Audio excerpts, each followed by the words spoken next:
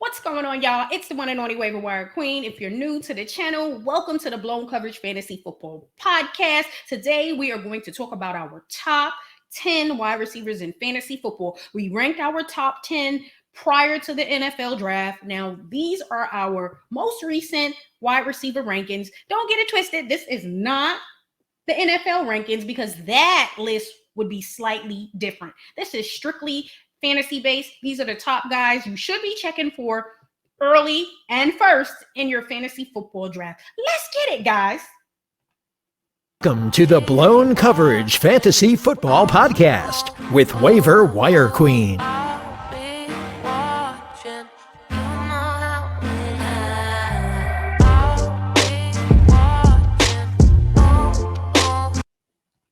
Yes, every time I throw that intro on, I gotta do a little anyways, y'all, if you are new to the channel, make sure you hit that subscribe button so you can stay in touch and connected with the Blown Coverage Fantasy Football Podcast, because we have a lot of great content which is going to help you prepare for the upcoming fantasy football season, including this episode today. We're going to rank our top 10 wide receivers in fantasy football. These guys should be the first wide receivers off the board, and these guys are the top 10 wide receivers who are capable of winning week to week for you. So if you're struggling, they may carry you. Let's talk about it. And I'm going to rank my guys from 1 to 10. I'm not going to do 10 to 1. I want to talk about the top guys first. And one of my favorites coming in at number 1, no other than Cooper Kupp. This is obviously my favorite wide receiver in fantasy. If anyone plays fantasy with me or knows me, they know that when it comes to fantasy football at the wide receiver position, it's Cooper Kupp or Jamar Chase. And it's always been Cooper Kupp for me because he's just one of my favorites. He's really, really good. He is the top ranked wide receiver because, I'm sorry, he had a career year that most wide receivers won't even touch in their career. Very, very, very good career. He had a terrible season a year ago. However, he bounced back because he got a quarterback who's capable of getting him the ball, and he's healthy, and he did the damn thing. Again, it was a career year. He was ranked number 1. He had 1,947 receiving yards and 16 touchdowns. Can't say enough about Cooper Kupp. If you had Cooper Kupp, he most likely carried you to your fantasy football championship. And I'll tell you this, I have him in my league, and he helped me blow out teams weekly. And of course, I did win the league. Let's be real. The 2021 season, if you had Cooper Kupp or Jonathan Taylor, you definitely were in the playoffs. And if you had both, then you know you won. But at the end of the day, he is currently the top ranked wide receiver in fantasy, and he should be because of what he has been able to do. The offense is a high-powered offense, and they have stability at the quarterback position. You know, Matthew Stafford going to be throwing them side passes to Cooper Kupp this season, and Allen Robinson. So drop in the gym if you can get Allen Robinson, go on and pick him up. But back to Cooper Kupp. Again, can't say enough about how talented he is and how good of a season he had. And he's got his Super Bowl. Now it's just time to have some fun and try to repeat is what I'm expecting him to try to do. But at the end of the day, if you were to draft Cooper Kupp as the first wide receiver off the board in your fantasy league, I would not look at you funny. In the past, I definitely would have looked at you sideways, like all the way to the side, and I would have gave you a little neck roll with it because I would have been like, no. Prior to this past season, Cooper Kupp most likely was going in maybe the second, third, fourth round, between that area. If you do pick him as the first wide receiver off the board, just know that he's going to produce for you. That is the most important thing, making sure you grab a wide receiver who's going to produce. I'll tell you, I had my best results in fantasy football by going wide receiver heavy, but I'll tell you this, I knew when to get my running backs. If you don't know which running backs to grab, if you're going to go wide receiver early, then you need to probably do a little bit of both wide receiver, running back. But when I dominated, it was because I went wide receiver heavy and I just knew what to do at the running back position. Cooper Kupp, again, you cannot go wrong if you pick Cooper Kupp as the first wide receiver off the board.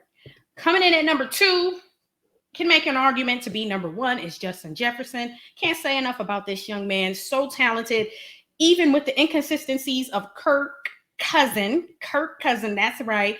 Very inconsistent. There's been some times, in the game, you're like, damn, first half is over. Justin Jefferson hasn't been able to get off yet because, Kirk simply hasn't been playing well.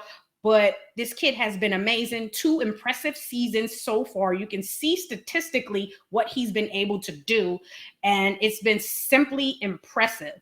So when you are on the board and you decide to go with Justin Jefferson first, I'm not mad at you. These top 3 guys, I'm not mad, and I'm not going to be surprised if it flip-flops with who you want to take first, because some people may prefer Jefferson over Kupp and so on and so forth.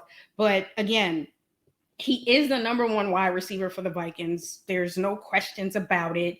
And statistically, look at these stats. Just brilliant. His first 2 seasons in the NFL, all career highs, 1,616 receiving yards. Just simply impressive. 10 touchdowns. He's going to keep getting better. I wouldn't be surprised if one season he does do a 1,900. Gotta get better quarterback. But, if Kirk Cousins can start out early playing well in the first half of games, or getting the ball to Jefferson a little bit more in the first half of games, I wouldn't be shocked if he does produce the season that Cooper Kupp produced this past year. Let's be real. The NFL has changed. It is all about throwing the football, and these young, dynamic wide receivers are appealing and talented, and they will carry you. Jefferson is another player that you will see, and you're like, oh my God, I have to play my opponent, and he has Justin Jefferson, and he's going to put some fear in your heart. So if you can pick him, especially in a dynasty league. He's young. He's just going to continue to grow and get better. So if you can add him as your building block at the wide receiver position in a dynasty league, you did a great thing. Coming in at number 3, my fave, or one of my faves, every damn body my fave, Jamar Chase. I just love this young man's game. He is talented. I mean, Offensive Rookie of the Year, we all was a little suspect early on prior to the season. Like, oh my God, he's dealing with drops. He's having a bunch of issues. And he came out there and shut it down, proved all the doubters wrong, and is already a top 5 wide receiver in fantasy football. We expected him to be good, but damn, ain't nobody expected him to be this good, right? Yes, we all expected him to be good, but again, very impressive. 81 recs, 1,455 receiving yards, 13 touchdowns as a rookie. That's impressive, okay? Again, I would not be shocked if closer to the seasons you see some re-rankings at the wide receiver position, and maybe Jamar Chase is number 1. He's going to end up hitting that number 1 spot at some point. Again, if you are on the board and you are picking between Kupp, Jefferson, and Chase, it may just be a matter of preference, and it may just be a matter of, say, who your quarterback is or who the other wide receivers you have to pair with them. Again, you cannot go wrong with any of these guys. Now, in a dynasty league, I would prefer to go a little bit younger. I would go either Jefferson or Chase. However, if I was on the board and I had a chance to get Cooper Kupp, I probably would go Cooper Kupp as well. I want them all on my team. That's impossible, but if I had the opportunity to do, I would. But again, with what Kupp did this past season, he's definitely going to be going early.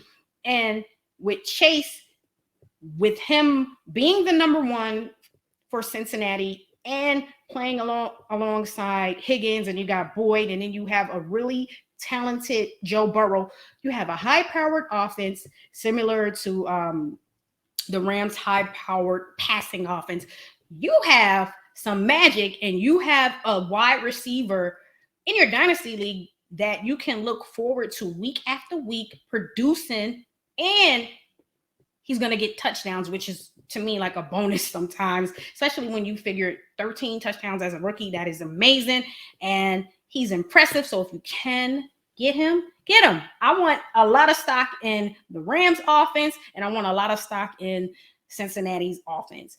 Coming in at number 4, no longer number 1 in my rankings, but is still talented as hell.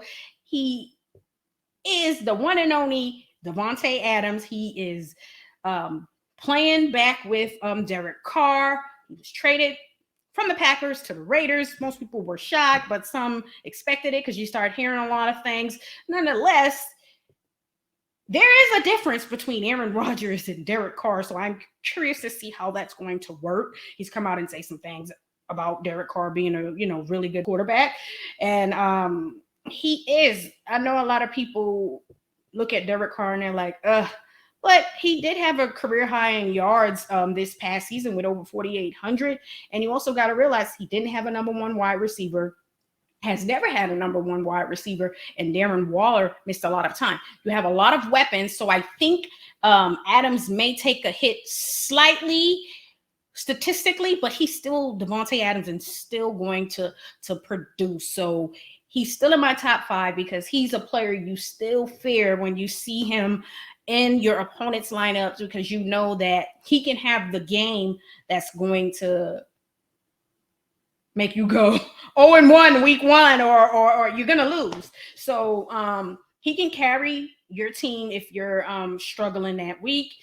He is a difference maker. And again, I do expect some of those stats to come down slightly because you have Darren Waller, you have Hunter Renfrow, you have a lot going on. They're going to run the football. I do believe McDaniels is going to feed all 20,000 running backs he has on that roster. But again, I still believe Davante Adams should have a good season. And then again, I'm curious to see what he's going to do with another quarterback other than Aaron Rodgers at the NFL level, producing at a high level. So let's see who's going to take the hit statistically. Is it going to be Aaron Rodgers or is it going to be Davante Adams? We're going to see what's going to happen. Again, with all those other weapons, I do believe he's still going to have those games where teams may be focusing on Waller a little bit more. So Adams is going to have the opportunity to produce. Coming in at number 5, CeeDee Lamb with the Cowboys. Obviously, another one of my favorites. I think everybody's my favorite. They all my favorite, y'all. But CeeDee Lamb is the number 1. Amari Cooper was traded to the Browns. Again, some things that I consider in my rankings is roster. And you got to think, Cooper's no longer there. Michael Gallup may not be ready to start the season. And again, CeeDee Lamb is truly the number 1 wide receiver, and he had his coming out party last season. Could have been a little bit better, but Cowboys, they have their moments when they're on a high offensive wise, and then they're like, ugh, and you're like, ooh, okay, ooh. But all in all, I like CeeDee Lamb, y'all. I really do. Love his game. 120 receptions, 1,102 yards, 6 touchdowns, all career highs. I expect him to have a career year. So all of those stats I just mentioned, as you can see, are going to increase this upcoming season because, again, we don't know when Gallup is going to be ready. Of course, Dalton Schultz is going to be in the mix. However, outside of those two, and then Pollard obviously will be in the mix, but I don't see anyone preventing CeeDee Lamb for having a career year this upcoming season. So if you were to draft CeeDee Lamb and he is, say, your number 1 wide receiver because you couldn't get those top 4 guys I just mentioned, you got a good thing, okay? And the Cowboys offense is a high-power offense. And again, CeeDee is the number 1. Coming in at number 6, yes, Deebo Samuels is in my top 10. That is right. With the 49ers, had a career year, hell of a season, was healthy. That is the most important thing. With Deebo, inconsistent, and then the health. But this past season, he was healthy. He played. They utilized him all over the damn field. He had a career year. I had him in my redraft league, and he helped me make it to the championship, and I won. Yes. So let's talk about his career season. 77 receptions, 1,405 yards, 6 touchdowns, all career highs. Just career highs, right? Them touchdowns, yes. All impressive. And then he's out here acting like a running back at time. 59 rushing attempts, 365 yards, 8 rushing touchdowns. So that was a career high. That is impressive and amazing. Should be one of the focal points on offense. Obviously, you got George Kittle, so you gotta get him in the mix. And again, he was healthy this past season.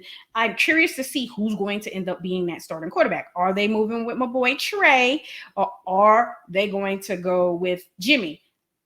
I would hope it's going to be Trey, but we'll just have to see what they do. And I want to see what type of a rapport he's going to have if it is Trey, because that may impact his stats statistically early on until they can build a rapport and get that chemistry going. And also, he said earlier, he ain't like the way he's being utilized. Look, I like the way he's being utilized because he was getting me some points. So I have him in one of my dynasty leagues, and I want him to be utilized the way he was this past season, because if he's going to be utilized like that and he's going to be healthy, waiverwirequeen going to win another league, y'all. I'm trying to tell you. I am trying to tell you. So coming in at number 7, shockingly, Tyreek Hill.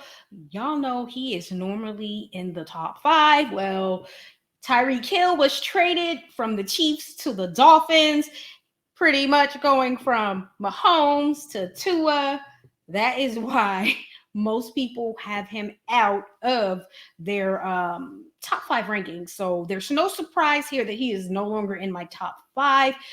Tyreek Hill feels like Tua is a bit more accurate than Mahomes. We're about to find out, because I done had Tua as a quarterback in a fantasy league, and again, I have to see Tua perform this season with the addition of Tyreek Hill.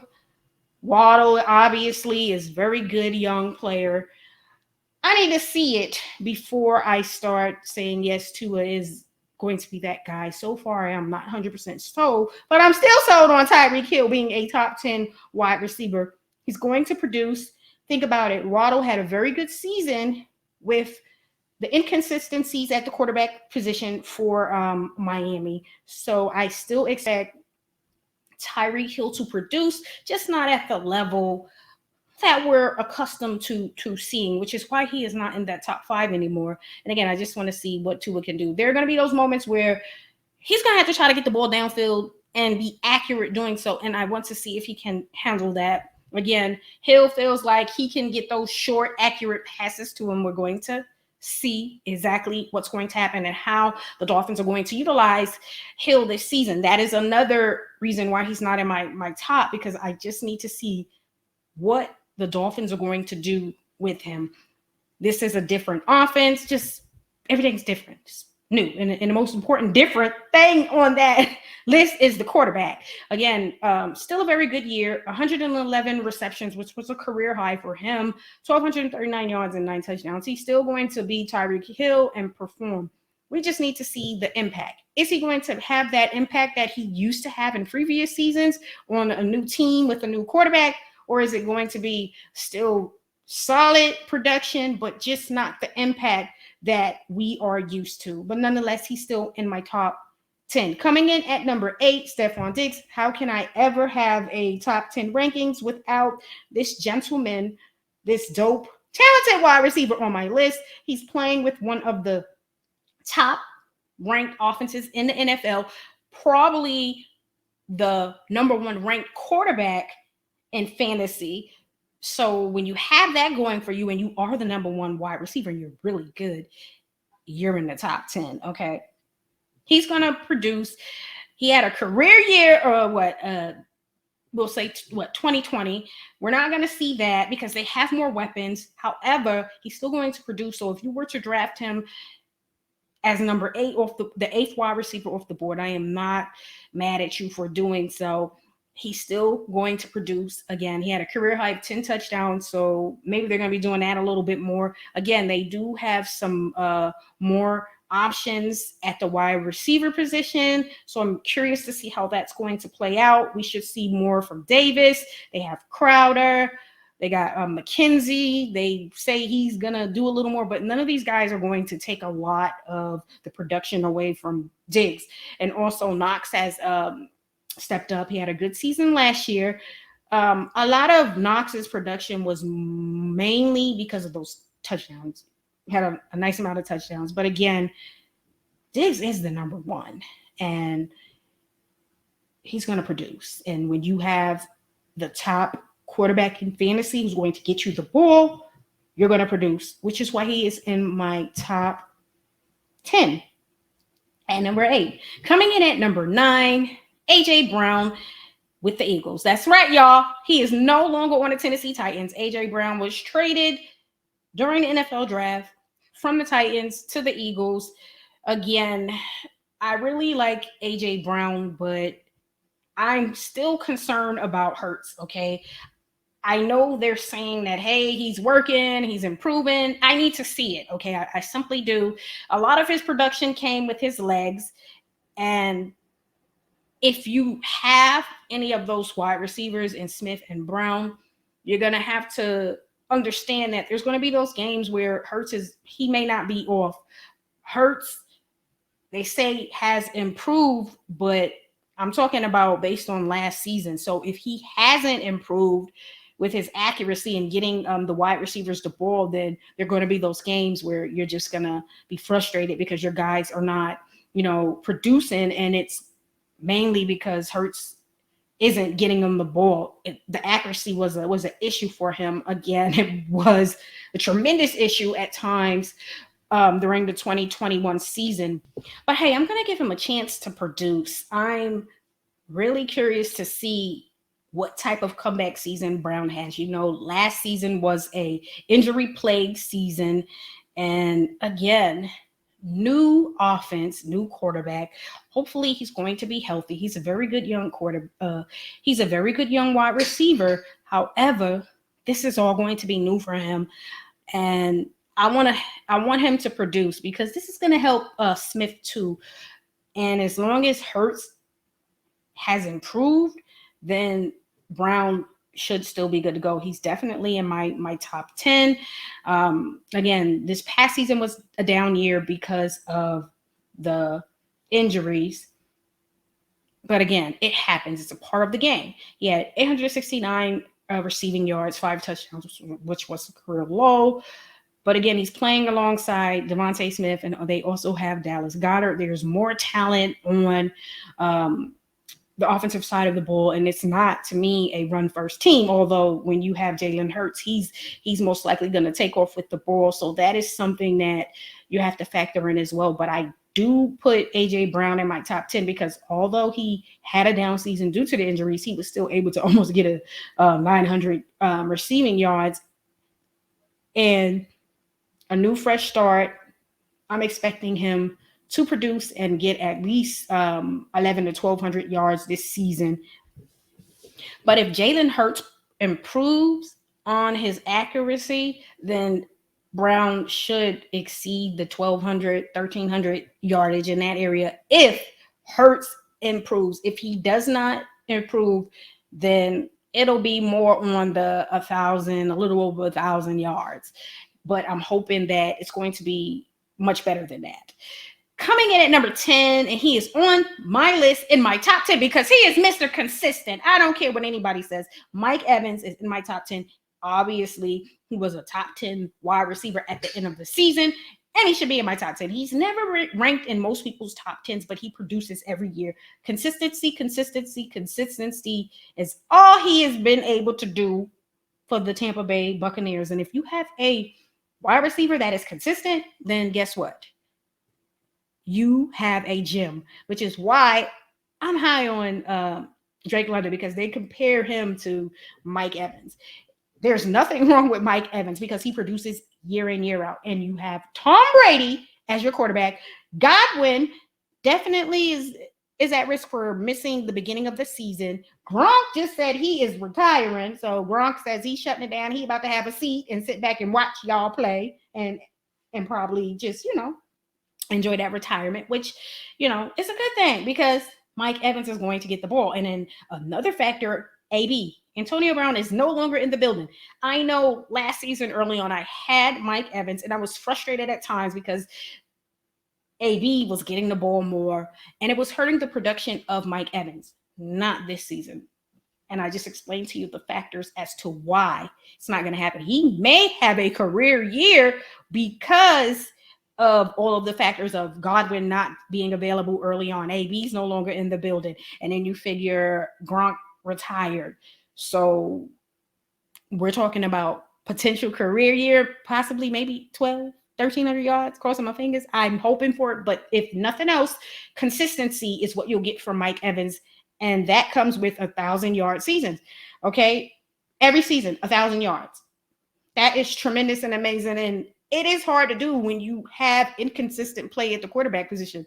Prior to Tom Brady, he hasn't had the consistency of a quarterback. Well, he has that, which is why I'm saying 1,200, maybe 1,300 yards easily for Mike Evans. He had a career high in touchdowns with 14, which is great. And again, there is no AB to snatch some of those damn targets up. And then with Godwin, we don't know when he's going to be available. A lot of factors are favorable for Evans to end up producing and having a career season. And again, when you have the GOAT, Tom Brady, as your quarterback, you have a chance to produce at a high level. And that's what I expect from Mike Evans. And so I have Mike Evans in my top 10 for several factors. I went back and forth about two other wide receivers I was considering, but I settled in on Mike Evans because of the consistency and the potential of this year. These guys are on this list because they are capable of producing and consistency. Mike Evans is consistent, and he finished again in the top 10 this past season. So why not have him ranked in the top 10? Because I expect him to have a career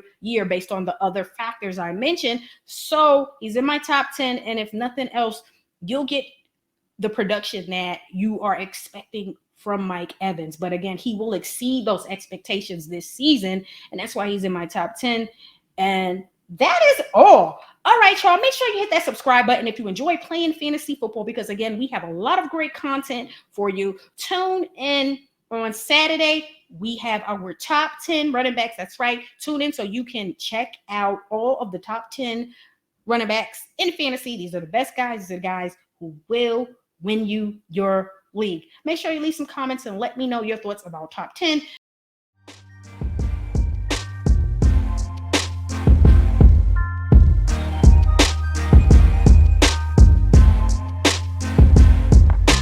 Thanks for listening to the Blown Coverage Fantasy Football Podcast. Be sure to subscribe to our YouTube channel at Blown Coverage Fantasy Football Podcast.